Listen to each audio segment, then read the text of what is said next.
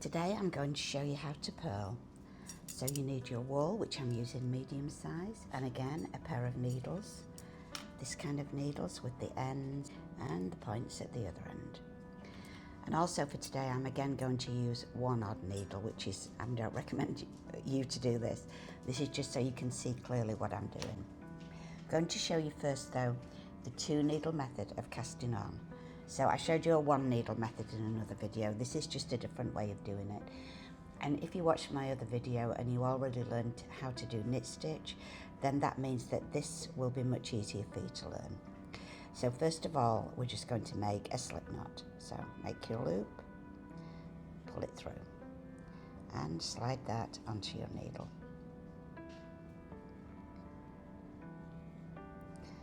Your short end is over here, dangling down here. Your wool that's going to the ball is in your right hand. So take your other needle, the bronze needle, and you're going to make effectively a knit stitch, but you're going to stop at step 3.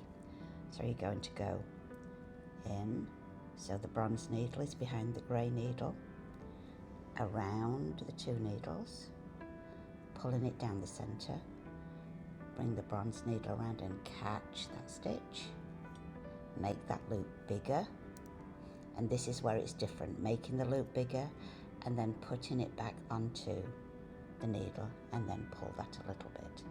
So this, how much you pull here, you judge that just as you go along. You want it to be firmly around the needle and yet not too tight where you can't get the next needle in there. So again, you've made 2 stitches now. In, around, through, pull this a bit bigger and put it back onto the needle. 3 stitches. And you know, as I say, if you can knit, this is pretty easy. It's just remembering to put that 1 loop back on there, and you just repeat that until you've got as many stitches as you actually want on there. Do you see how much I've used this needle? The colour's almost worn off the end.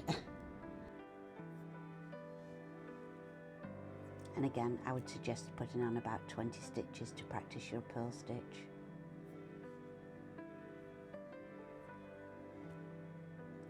And for this little knitting here, I would only do purl. I wouldn't try yet to mix up your stitches. So I'm just going to finish putting 20 stitches on there. And when I've done that, I will show you how to do the purl stitch.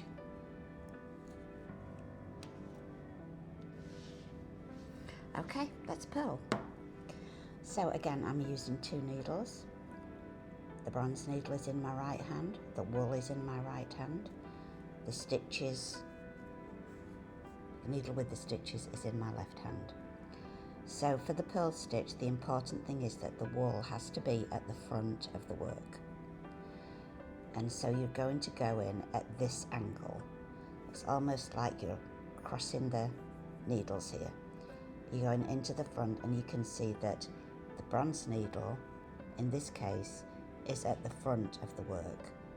The wool is at the front of the work, but you're still wrapping the wool around the bronze needle, and it's going into the space in between the 2 needles and then to the front.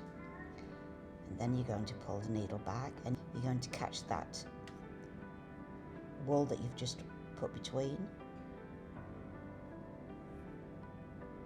and then you've made your stitch, so you're going to pull that off.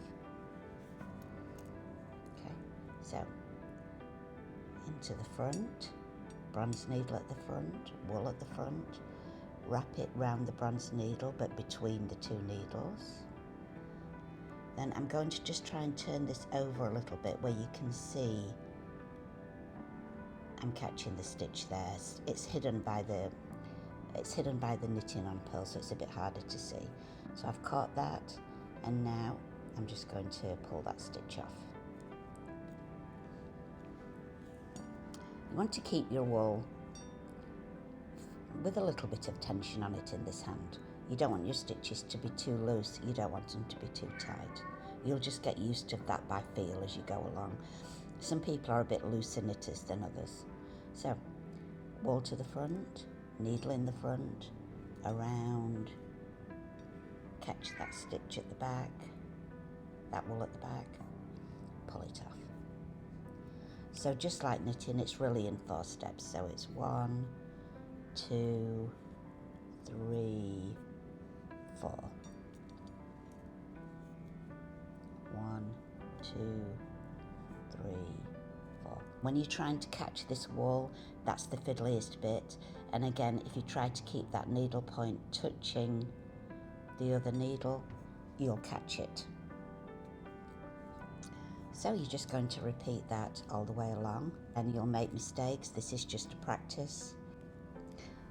I think that the best way to do it is to do quite a lot of knit rows to get used to those, then do quite a lot of purl rows to get used to those, and when you're fairly comfortable with both, that's when you start mixing up your stitches and making a little bit more of a pattern. So I'm just going to knit to the end here, and then I'm going to do a few rows of purl, and I'll show you what it looks like. And keep watching, because you actually might be a little bit surprised at what this looks like.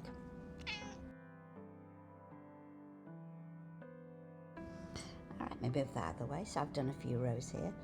Are you surprised that it looks exactly like garter stitch? So if you do all knit rows, this is what it looks like. If you do all purl rows, this is what it looks like. You don't usually do all purl to make garter stitch, you usually do all knit, but nevertheless the results are the same. The important things about purl stitch are keeping your wool at the front of your work. So when you get to the end of your row, purl the last stitch. Now your needles are free. Switch hands, so your needle loaded with stitches goes into your left hand, your empty needle in your right hand. Wool to the front of the work. Now be very careful here, because a mistake some people make is to put the wool at the front of the work by wrapping it over the needle, and you mustn't do that, you'll make an extra stitch. So just hold it to the front, put your needle in the front of that stitch, then begin, wrap your wool around. And do your purl stitch. And your wool is at the front. And then you're just going to continue on and on. So just practice the purl stitch. When you're comfortable with it, then that's when you can move on and do a pattern. So once you've learned knit and you've learned purl, the first basic knitting you're going to do is stocking stitch. It's almost in everything that you knit, almost. And you make stocking stitch by doing 1 row knit and 1 row purl. You already have learned the knit and the purl now. So now you can purl, and you can go ahead and practice and be able to do both, and then you'll be ready to move on to something else.